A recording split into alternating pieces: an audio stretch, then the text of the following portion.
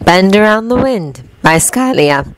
Chapter 66. Clint Barton.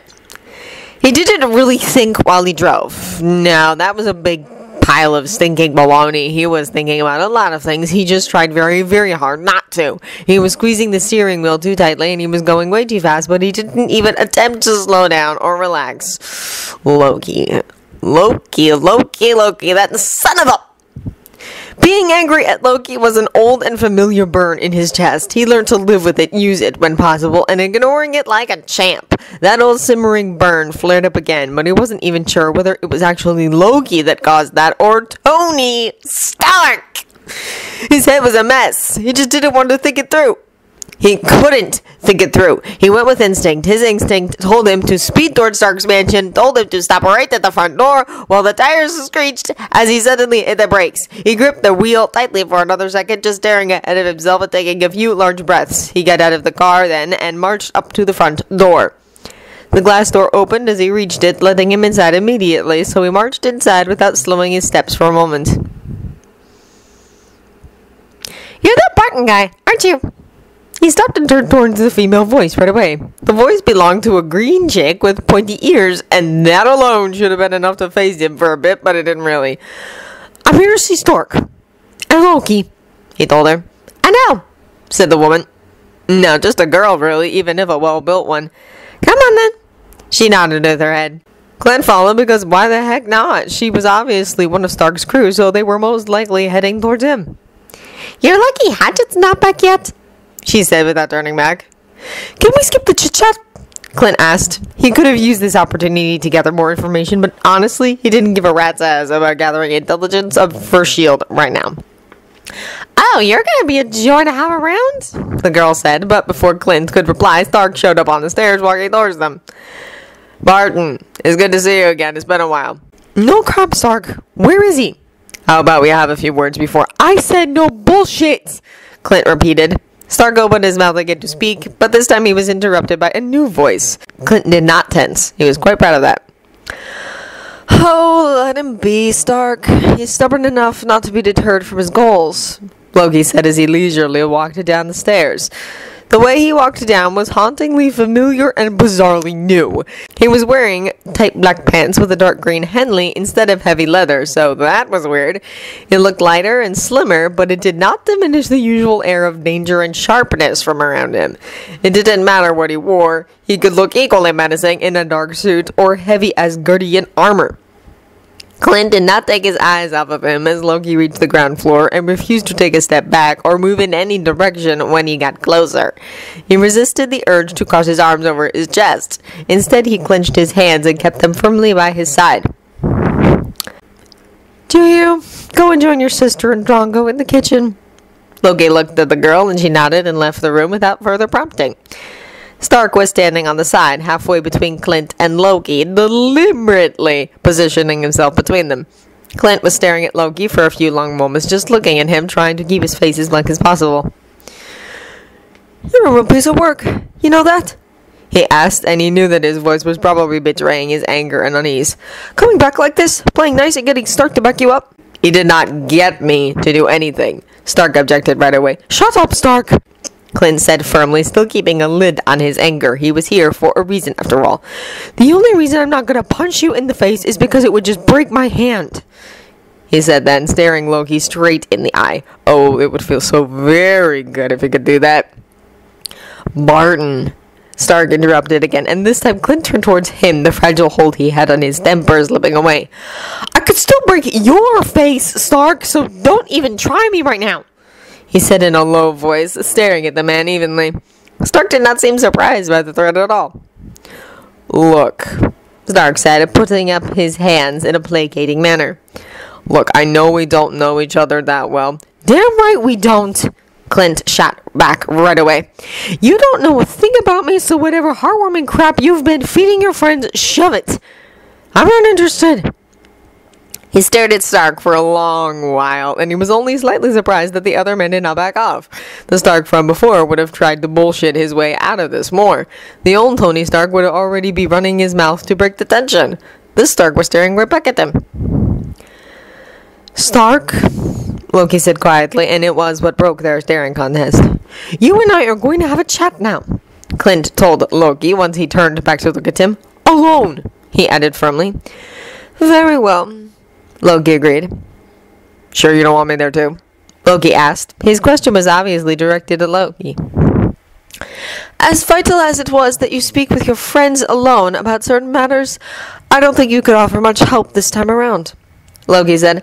I do believe I actually know Agent Barton better than you do. Clint clenched his jaw tightly at the remark. The way his nails were digging into his palms was also a nice distraction because what Loki said was true, and that was infuriating. I'm not going to beat around the bush, Clint said the second they were alone. I'm going to say a few things, then I'm going to ask some questions, and you're going to answer them all. Got it? By all means, Agent Barton, Loki said as he leaned to the wall opposite from Clint. I'm listening. Clint forced himself to push down the unpleasant feeling in his chest as he looked at Loki. Now was not the time. He was sure that Natasha would show up here in 10 to 20 minutes. I hate your guts, he said simply. That's not going to change. I don't care if you turn into the second coming of Christ or Mother Teresa, I'm still gonna hate your guts. I don't care whether you're in the middle of executing some grand villainous plan or if Stark actually turned you into a lovable Care Bear with the magical power of his cock. That at least got him a reaction, an infuriatingly amused eyebrow lift. You're an arrogant, selfish, self-entitled bastard, and you're always going to be one. So form your little plans, play your games, act all good and nice. I don't care. What do you care about, then? Loki asked. Clint looked away from him for the first time, but there was no time to hesitate, not now. He had to keep going. That stuff that turned Stark all baby-faced again, he said it was healing stuff. Loki's demeanor changed abruptly. It was not a huge change, it just went from expectant to nonchalant to curious, and Clint hated the fact that he could pick up on small shifts like this. An elixir, yes, Loki said. What's the extent of what it can heal? Clint asked in a clipped tone. Quite a lot, Loki answered. It cannot regrow limbs or remove foreign objects from within the body, but beyond that, it's capable of healing almost everything. That's why Stark still has shrapnel in his heart, Clint said.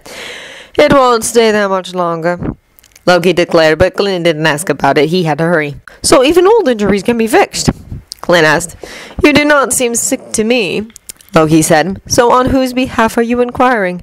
Just answer the question, Clint said. Loki looked at him for a moment, but then did not push it.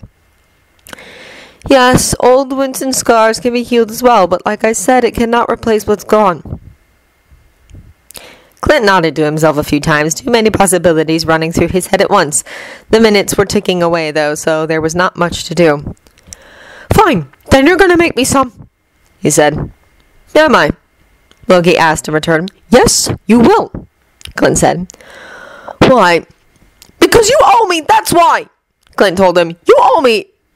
You owe me for messing with my head. You owe me for all the damage you made me do, for all the lives you made me take. You owe me a lot. So I'm going to ask you some favors. Loki was staring at him. It was disconcerting. He was staring at him like he was some puzzle to solve, some mystery to decipher. He sure as heck didn't want the asshole to look at him like that. Favors? Yes, favors. You heard it the first time. I'm going to ask for a few things and you will do them. Got it? His brain was screaming at him. What the heck are you doing? Are you crazy? And yeah, he probably was. He was standing before Loki, completely unarmed, and he was demanding things, insulting him and demanding things. He definitely lost his mind somewhere in the past few years. That was pretty obvious at this point. Seriously, what the heck? What was he thinking, marching in here like this? Any moment now, he expected Loki to start laughing, to remind him that he was a god, and while Clint was just some lowly mortal with fragile bones and plenty of blood to spill. He expected a vicious smile. He still saw in some of his nightmares the murderous gleam in Loki's eyes. He expected disgust and disdain, the cold arrogance and angry superiority. He expected those long fingers to maybe wrap around his throat to show him his place. Fine, Loki said simply, and Clint felt like the axis of his world shifted a little. Fine? Yes, fine, Loki confirmed. Why? He asked, because while one part of him just wanted to accept it and keep going because time was running out, he also had to know. It's a reasonable deal, Loki shrugged. You do deserve some compensation for your torment. It will be no hardship. I doubt you would ask me anything that I would actually find morally questionable. I'm not going to just ask for one thing, Clint said. I expected as much. Now tell me, why do you need me to make a healing elixir for you? I doubt you crave the touch of usefulness. You wouldn't risk confronting me like this for that. You are not so foolishly vain or selfish, after all. So what do you need it for? It's for a friend, Clint said in a clipped tone. I see. You would put the life of another in my hands, Agent Barton. Is that wise? It's not much of a life right now, Clint said in a low and angry tone. You can't make it worse. And before you ask me why I would trust you even that much, I don't. I trust you as far as I could throw you, but you have some game going on here, and for some reason it includes Stark and playing nice. I don't care about your goals, but I know you can't step out of line right now.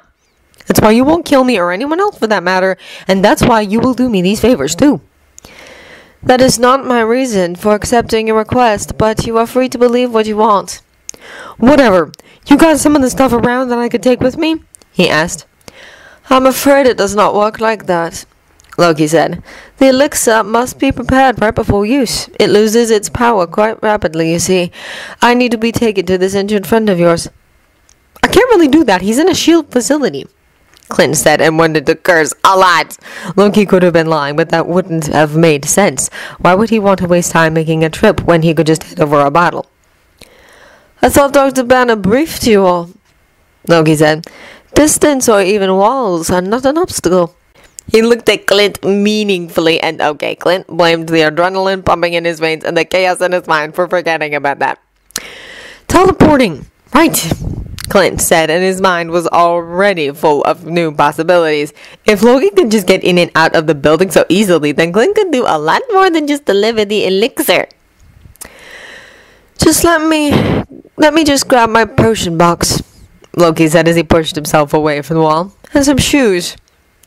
Clint was momentarily surprised at that last comment, so he didn't notice that Loki stepped closer until he was right there in front of his face. He was ashamed of the way he jumped back, his heart beating in his throat. Loki just smiled. It was not one of his sharp grins, but he was still amused and utterly infuriating. Loki walked past him, heading to the door. You're an asshole, Clint said. I know, Loki smirked, glancing back over his shoulder. Then he lifted his hand and just beckoned him to follow, not even checking if Clint started walking or not. Arrogant. Clint followed, of course. Natasha was due to show up in a matter of minutes, and he really did not want her here for this. It was surreal to watch Loki as he walked over to a different room, a bedroom, especially the fact that he was barefoot. Even the simple pants and green Henley were not as bizarre as looking at Loki's bare white feet. His silhouette was different too. Clint still had quite vivid memories about following him just like this. It didn't feel the same now. It didn't remind him of those days. Loki didn't remind him of those days. How impossible was that? Ow! Darling, we're going to step out for a bit, Loki called down the stairs after he grabbed his box. It looked like a wooden toolbox, to be honest. What? Stark asked as he showed up at the bottom of the stairs. He frowned as he looked at them. I'm not sure I like the sight of the two of you, he said then. Loki actually laughed, and it pissed Clint off all over again because, yeah, the reminder that Clint followed Loki around as a mind-controlling minion was so hilarious. But where are you going? Clint asked. Sir, Agent Romanoff just turned up in the driveway. Jarvis interrupted. We gotta go, now, Clint said. I'll explain everything later, Loki told Stark as he reached back to wrap a hand around Clint's forearm. Clint didn't have time to object or pull away. Take a deep breath, Loki instructed, and the next moment Clint felt a sharp pull and a heavy pressure on his chest as Stark's house vanished right before his eyes. Loki asked him the exact coordinates of where they needed to go while he grabbed his potions, and then he had Jarvis show him a detailed map of the area. It seemed like that was all he needed in order to teleport. It was quite a trippy feeling how he was weightless for a moment, or at least it felt like it. But then his feet were firmly on the ground again, and he yanked his arm out of Loki's grip as soon as possible. Barton? He heard the questioning. Warning. So, he spun around. Phil, you really need to trust me right now, he said right away. The room looked exactly the same as the last time Clint was here, and that was really depressing because it was way over 8 months ago since the last time he managed to visit in person. Oh, him, Loki said, his tone mildly surprised. I know this looks shady. Let us file that away is an understatement, Coulson replied as he sat up in the bed, putting his books aside. His expression did not show anything, no caution, no wariness. Nothing. But that's why he was one of the best. Well, he used to be one of the best until Loki stabbed him through the chest and Fury stashed him away in bumfuck USA, out of sight, like broken equipment that had no use anymore.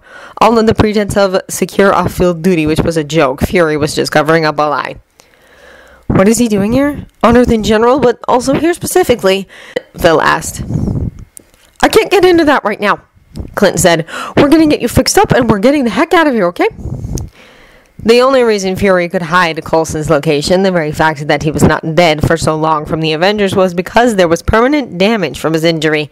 The large oxygen tank next to the bed was an unpleasant reminder why Phil was stuck here in this facility instead of out in the field kicking butt. By the time Coulson was well enough to let everyone know he was alive, Stark was gone, and things took a sharp turn for the worse between Fury and Steve. Clint only figured out he was alive by accident. He wasn't sure if Natasha knew or not. He never actually dared to say it out loud, that he knew that he was here. Is this a secure location? Loki asked, interrupting the long stare between Clint and Coulson. You mean, does S.H.I.E.L.D. already know you're here? Coulson asked. Yes, he said, and turned his gaze to one of the high corners. That wasn't there last time, Clint cursed as he noticed the camera. You have about 2 minutes before someone gets here, Coulson told him. We need to leave immediately, in that case, Loki said. Clint only had to think for a moment. Avengers Tower, he said. My floor is... I know. Loki cut him off. Pack everything important, he said, nodding towards the desk that had a computer and several folders on it. We don't have time for that, Clint argued. I'll make some, Loki replied and walked across the room, put his potion box down on the floor, then lifted his hand to the metal door that led out to the corridor. After a moment, the metal started to glow orange under his fingers, and Clint could smell the unmistakable scent of melting hot steel. He was welding the door shut with his hands. Clint snapped out of it and rushed to the desk. It was best not to think about it, because the more he learned about all the magic Loki did not use before, the scarier things seemed. The scarier he seemed. Yeah, he was not going to think about that. Barton, I don't think... Phil started. No, look, I know this all seems crazy at the moment, but it's the best I could do. I had enough of this, Clint said. You're coming to the Avengers Tower with me. He heard noise from the other side of the door. Some agents were already here. S.H.I.E.L.D. is probably declaring you compromised this very second, Coulson told him with a meaningful look. Fuck S.H.I.E.L.D., Clint snapped. Fury's been looking for an excuse to get rid of me for months. Now I'm giving him a damn good reason. I don't like working for people I can't trust or respect. I've done way too much questionable stuff in the name of the greater good. I'm done. Phil did not start arguing with him. He knew better than anyone how Clint felt about some of his assignments and the way things were in S.H.I.E.L.D. in recent years. His phone started ringing in his pocket. The familiar ring told him who was calling even before he took it out. He sighed as he looked down at the screen and the name displayed on it. Sorry, Tasha, he said quietly as he hit ignore and turned his phone off. Got everything? Loki asked, and Clint jumped into action again at the question, gathering everything that looked important from the desk into one pile that he could hold under his arm. Should I grab anything else? He asked. Coulson shook his head as he reached under his mattress and took out a small box. Only this, he said. Now someone was banging on the door from the outside. Clint knew it was only a matter of time before they tried to blow it up or cut their way in. You owe me some explanations, Clint told him firmly. He always looked so pale nowadays. Not being able to spend that time outside did that to him. He was really not objecting to getting out of here, though, even if the great escape involved Loki. And I will give you some once we're out of here, Clint promised as he walked to the bed where Phil was still sitting. It was a testament to his fragile health that he did not attempt to stand up already. It just pissed Clint off like always. He glanced back at Logan then. You could teleport to the Avengers Tower without a map, right? I'm more familiar with that building than anything else here on Earth, Loki told him as he briskly walked up to them. Phil didn't flinch or tense in reaction. There was just no intimidating him. Clint wished he could keep his cool around Loki this much. He was pretty sure that he was transparent about how much the god unnerved him still. Clint put a hand on Phil's shoulder, but was not surprised when Loki reached out to touch both of them. "Take a deep breath," he instructed again, and Clint nodded at Coulson one more time, willing him to trust him. He knew Coulson was not up for a fight in his current state, but he was still relieved when he nodded back. This time the sharp pull and the sudden disorientation were a welcome feeling. Loki teleported them into his bedroom. He wasn't sure why that made his skin crawl more than if it would have been the living room or something else, but no, okay, he knew exactly why that made his skin crawl.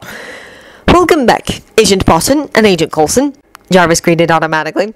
"Master Loki, I'd like to inform you that Mr. Stark is rather concerned about your whereabouts. Tell him that he's worrying unnecessarily and that both Agent Barton and I are alive," Loki said as he walked over to Clint's desk and shoved some things aside to make space for his potion box. "Forgot the tank," Coulson said, "and my meds." "You're not gonna need those," Clint reassured him. Well, at least teleporting into Clint's bedroom had the advantage of a bed where Phil could lie down again. "Tell me the extent of the damage," Loki asked then as he was taking out vials and little bags from his box.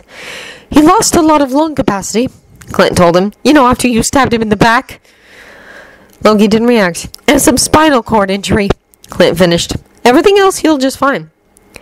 Loki hummed in acknowledgement.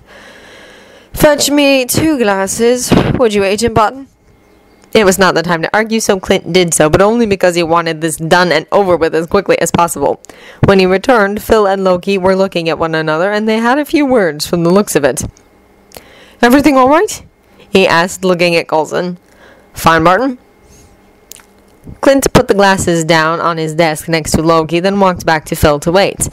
Loki was done pretty quickly, and the way he was preparing the stuff indicated that he had done this a lot of times before. It had a very definite routine feeling to it. He wondered how many times Stark injured himself on his way home. He frowned when Loki turned around with 2 glasses in his hand. Both contained a slightly glowing golden liquid, but one glass was full while the other was only half filled. "He needs all of that?" he asked. "No," Loki said. "He just made it clear a moment ago that he does not trust anything that comes from my hands. And since you have your reason to believe that I won't poison you..." He trailed off and held out the half-filled glass to Clint. "You can be my proof." That was... "Barton, this is not a good idea," Phil said. It was a monumentally stupid idea, that's what it was. But he was damn sure, that Loki had to play nice. He would have gone into hiding, wouldn't have let Stark reveal that he was here otherwise. He had long-term plans, and if Clint kicked the bucket, those plans would go up in smoke. Or at least it would inconvenience him. Loki couldn't afford to go around killing good guys. Clint was sure of that. He had to be sure of that. "I don't exactly need that," he said, though. Loki's lips shifted into something that could be called a smile, if Clint was generous. "You're favoring your left leg because your right knee is stiff. Some of your fingers are crooked too, so they probably healed wrong after they were broken. It might not heal your hearing completely, but it might improve it a little." Loki was more observant than before, or he just kept his remarks to himself in the past. His hearing was a lot better than it used to be, thanks to S.H.I.E.L.D., but suddenly the glowing glass in Loki's hands looked a lot less like necessary evil and more like an advantage he would be stupid not to use. He took both glasses and handed the full one over to Phil. "Cheers," he said, and emptied his glass before he could change his mind. Loki already turned around to pack things back into his box. Phil was looking at Clint like he totally lost his mind, and yeah, whatever. If he would have been completely sane, he would not live the life he lived. What crazy guy went into a fight with a bow and arrow when he had freaking gods and aliens to fight? Insanity, Clint Barton is thy name. Coulson shook his head, but drank the whole glass. His trust still humbled Clint, even after all these years. "Expect your temperature to rise significantly as the healing process kicks in," Loki said with his back to them as he was packing his things away. "The full dose will also cause you to fall into a deep sleep for at least a couple of hours. You, Agent Barton, expect some fatigue. It's all perfectly normal. Don't be surprised if you see a little glowing coming from under your skin." "This wasn't really a favor to me," Clint told him. "You injured him, so this is a debt you had to pay to Coulson." "It makes no difference to me," Loki said. He reached over and tore a piece of paper from a notepad on Clint's desk and scribbled down something with a pen he grabbed. He picked up his box then and walked over to Clint, holding out the paper. Clint took it. Phone number? Mine, Loki said. Don't be so surprised. I live with Tony Stark.